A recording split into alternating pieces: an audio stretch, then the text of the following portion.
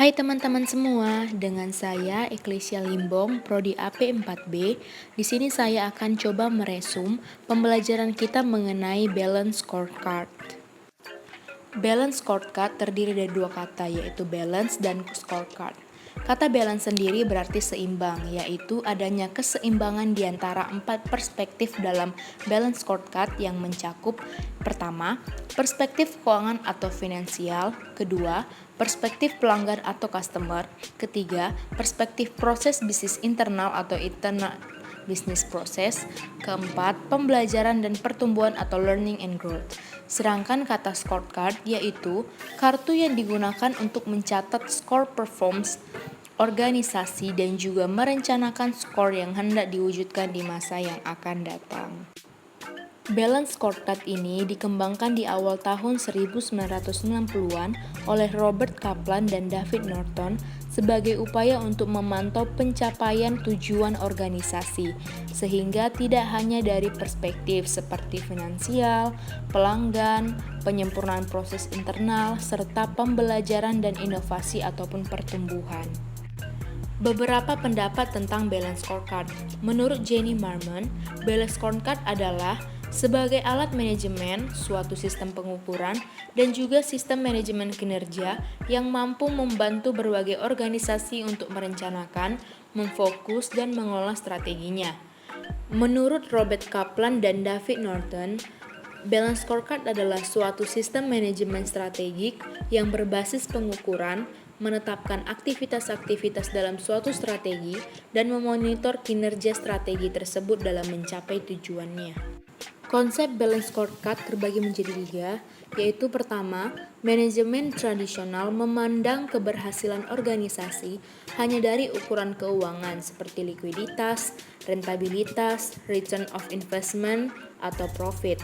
Yang kedua, Balance Scorecard memandang ukuran keberhasilan bukan hanya dari perspektif keuangan, tetapi harus ukuran seimbang atau balance antara keuangan dengan non-keuangan, menjadi 4 perspektif: keuangan pelanggan, proses bisnis internal, pembelajaran, dan pertumbuhan. Ketiga, Balance Scorecard selalu memberikan sinyal posisi keberadaan, kecepatan mencapai tujuan, ataupun kondisi berupa warna merah, kuning, maupun hijau. Manfaat Balance Scorecard dalam pengukuran kinerja. Yang pertama, mengelola operasi organisasi secara efektif dan efisien dengan cara memotivasi karyawan.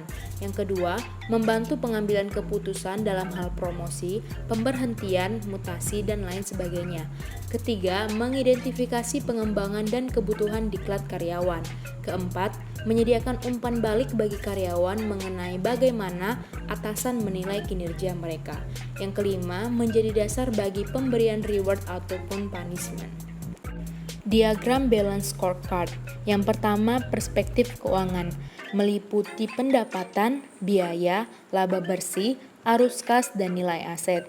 Yang kedua, perspektif pelanggan, meliputi kepuasan pelanggan, loyalitas pelanggan, market share atau penguasaan pasar, dan kekuatan branding.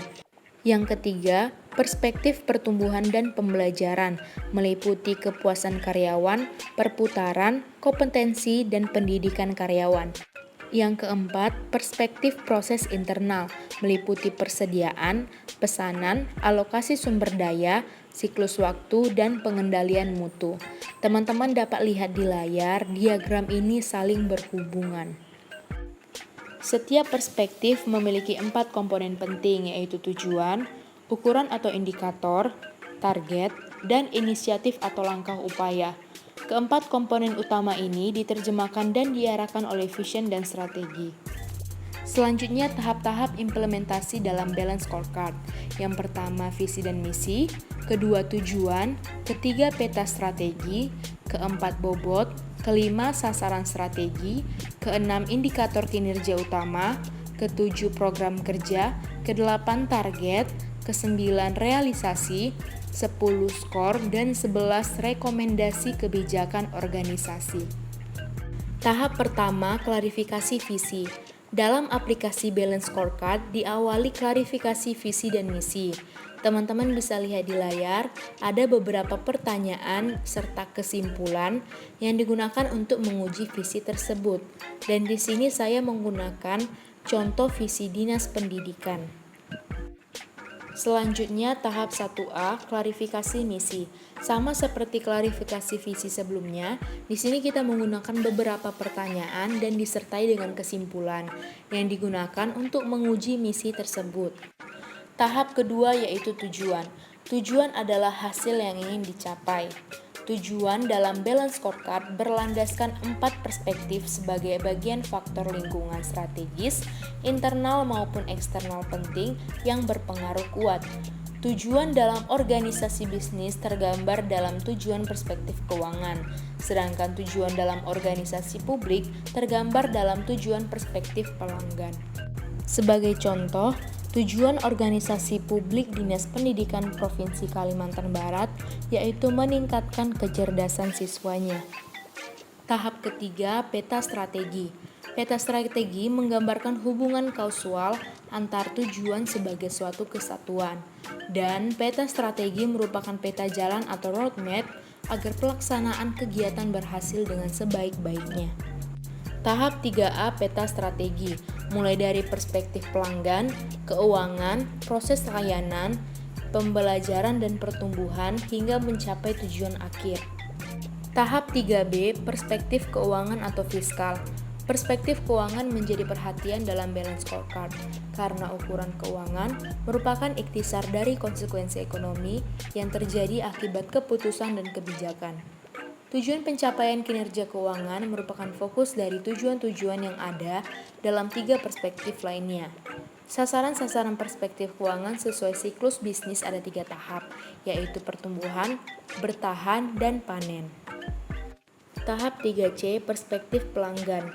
Tolak ukur kinerja pelanggan dibagi menjadi 2 kelompok, yaitu kelompok inti dan kelompok penunjang. Kelompok inti terdiri dari pangsa pasar, tingkat perolehan para pelanggan baru, kemampuan mempertahankan pelanggan lama, tingkat kepuasan pelanggan, dan tingkat profitabilitas pelanggan. Sedangkan kelompok penunjang terdiri dari atribut-atribut produk seperti fungsi, harga, dan mutu, hubungan dengan pelanggan, serta citra dan reputasi organisasi atau unit kerja, beserta produknya di mata pelanggan ataupun konsumen. Tahap 3D, perspektif pembelajaran dan pertumbuhan. Mengembangkan dan mendorong organisasi agar berjalan dan tumbuh. Tujuan dari perspektif pembelajaran dan pertumbuhan adalah menyediakan infrastruktur untuk mendukung pencapaian 3 perspektif lainnya, dan memperhatikan karyawan dan kemampuan sistem informasinya. Selanjutnya tahap 3E, di sini kita membuat model keterkaitan 4 perspektif. Nah, teman-teman bisa lihat di layar, tabel sebelah kiri ada perspektif mulai dari finansial, learning and growth, proses bisnis internal hingga ke pelanggan atau customer. Di sebelah kanannya ada peta strategi, yaitu mulai dari penyediaan anggaran secara rutin, penguatan kelembagaan, optimalisasi, kompetensi pengajar, proses pembelajaran, penerapan strategi kurikulum, hingga sampai ke kepuasan masyarakat. Tahap 4, bobot. 1. Kriteria penentuan bobot tidak ada standar baku. Kedua, kriteria penentuan bobot bisa ditentukan oleh A. Tingkat kesulitan untuk mencapai target KPI setiap sasaran makin sulit, sehingga bobot kian tinggi. B. Derajat kepentingan sasaran strategi dan KPI terhadap masa depan organisasi ataupun unit kerja kian penting dan strategik, sehingga bobot makin tinggi. Yang ketiga, perspektif yang dibobot atau dalam persen. A. Perspektif keuangan, fokus pada hasil tertinggi yang dapat diberikan kepada pemegang saham. B. Perspektif pelanggan, fokus terhadap kebutuhan kepuasan pelanggan termasuk pangsa pasarnya. C. Perspektif internal, fokus pada kinerja proses internal. Dan D. Pembelajaran dan pertumbuhan, fokus pada produktivitas, keterampilan pegawai, dan infrastruktur ataupun sarana kerja. Tahap 4A, format bobot. Teman-teman bisa lihat di layar ada tabel berisikan perspektif, peta strategi, dan bobot perspektif dalam satuan persentase. Nah, finansial di sini 20, learning and growth 30, proses internal 30, dan pelanggan 20, sehingga totalnya menjadi 100%. Selanjutnya tahap 5, sasaran strategi. Sasaran strategi merupakan bagian dari peta strategi yang menggambarkan kegiatan yang harus dilaksanakan. Sasaran strategi fokus terhadap tujuan organisasi dalam 4 perspektif. Perspektif keuangan difokuskan pada efisien, efektivitas, dan produktivitas. Perspektif pelanggan difokuskan pada kepuasan pelanggan, kepuasan segmen masyarakat yang dilayani.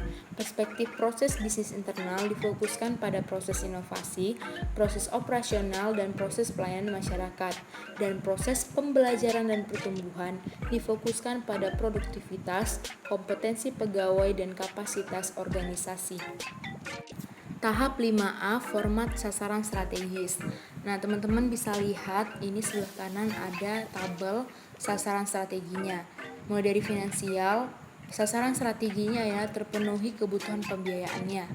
Learning and growth itu terwujudnya lembaga pendidikan yang profesional dan tersedianya akses informasi, serta meningkatnya kualitas pengajar. Di perspektif proses internal, sasaran strateginya yaitu meningkatnya efektivitas pembelajaran dan terpenuhinya standar kurikulum. Sedangkan di perspektif pelanggan atau customer, sasaran strateginya yaitu meningkatnya kecerdasan siswa. Tahap 6, tolak ukur kinerja. Tolak ukur dalam balance scorecard menggunakan indikator kinerja utama atau IKU. Indikator dari tiap sasaran strategi terdiri dari indikator hasil atau outcome dan indikator pendorong atau pemicu kinerja. Ukuran perspektif keuangan mengidentifikasikan growth atau pertumbuhan, efisiensi sustain stage atau bertahan, dan harvest atau panen. Ukuran perspektif pelanggan mengidentifikasikan tingkat kepuasan pelanggan, tingkat profitabilitas pelanggan, pelanggan baru, loyalitas pelanggan, citra, dan reputasi organisasi. Ukuran perspektif proses bisnis internal mengidentifikasikan proses inovasi, proses operasi, dan proses penyampaian produk atau jasa. Ukuran perspektif pembelajaran dan pertumbuhan mengidentifikasikan tingkat produktivitas, tingkat kompetensi pegawai, dan kemampuan sistem informasi. Tahap 6A, tolak ukur kinerja. Nah, teman-teman bisa lihat di layar ada tabel di sebelah kanan, yaitu indikator kinerja utama atau IKU. Misalnya perspektif finansial, yaitu presentasi penyerapan anggaran. Nah, bagian-bagian dari indikator kinerja utama ini merupakan hasil dari keputusan bersama. Tahap 7, rencana tindak. Program kerja, rencana kerja tahunan adalah kegiatan untuk mencapai tujuan.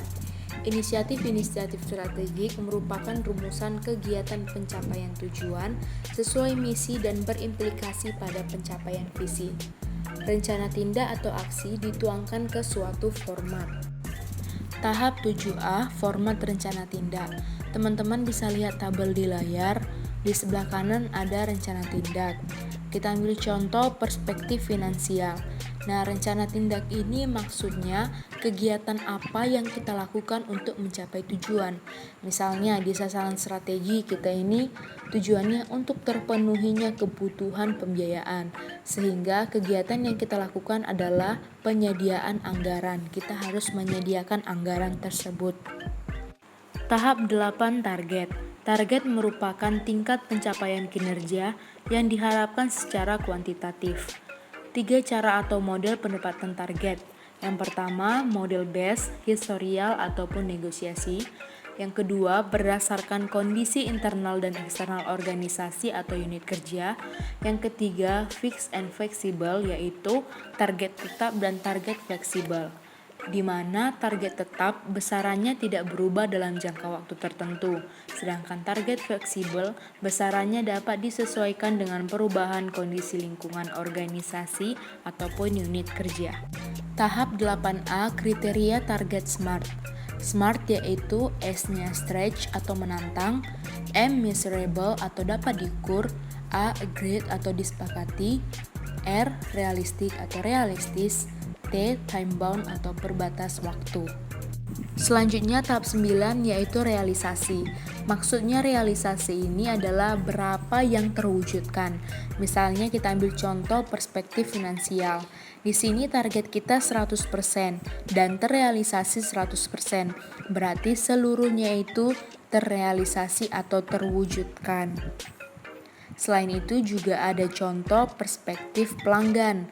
Di sini target kita 80% dan terrealisasi 80%, sehingga seluruhnya itu direalisasikan atau terwujud. Tahap 10 skor. Teman-teman bisa lihat di layar tabel sebelah kanan ada skornya. Kita ambil contoh perspektif finansial. Target itu 100% dan realisasinya 100%, sehingga skornya itu 20. Kemudian perspektif pelanggan, targetnya itu 80% dan terrealisasi 80%, sehingga skornya itu 20.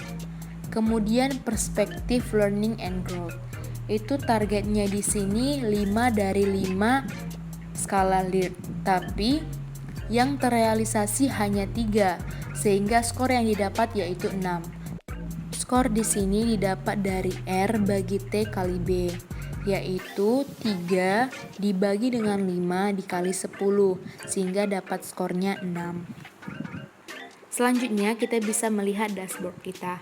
Nah, sebelumnya kan total skor kita itu 93,50 dan kita bisa lihat 93,50 itu masuk ke zona hijau. Berarti kita berada di zona hijau. Oke, demikianlah resume mengenai balance scorecard hari ini. Untuk tahu lebih lanjut dan mendalam, kamu bisa langsung datang ke Politeknik Wilmar Bisnis Indonesia ya teman-teman, tepatnya di Jalan Kapten Batu Sihombing. Nah, kita ini program studi akuntansi perpajakan dan sudah terakreditasi B. Dan fasilitas kampus ini juga cukup lengkap dan tidak kalah dengan kampus lainnya. Mulai dari ruang kelas yang nyaman dan ber-AC, serta adanya proyektor sehingga kita dimudahkan untuk proses pembelajaran. Di sini kita juga dilengkapi dengan fasilitas olahraga loh teman-teman. Jadi kita juga bisa jaga tubuh kita supaya tetap sehat dan bugar dalam berolahraga.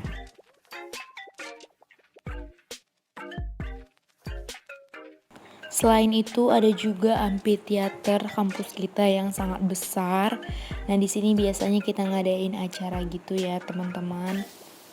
Nah, ini juga ada kantin PWBI. Kantinnya ini bersih dan ber-AC ya, teman-teman.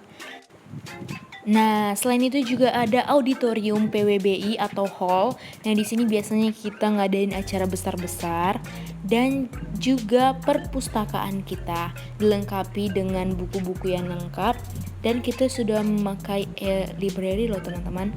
Jadi kalian bisa mengakses buku-buku ini melalui handphone. Jadi kalian bisa mengakses buku-buku ini atau perpustakaan PWB ini hanya melalui handphone. Nah, jadi kita nggak perlu ribet kan?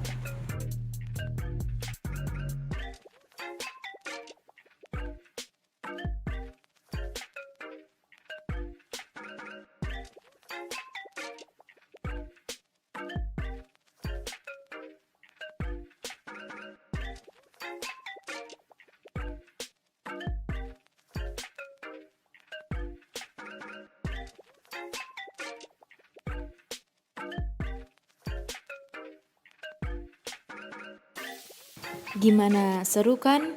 Ayo, tunggu apa lagi? Datang dan daftarkan dirimu di Politeknik Wilmar Bisnis Indonesia dan jadilah salah satu mahasiswa Politeknik Wilmar Bisnis Indonesia. Thank you and bye-bye.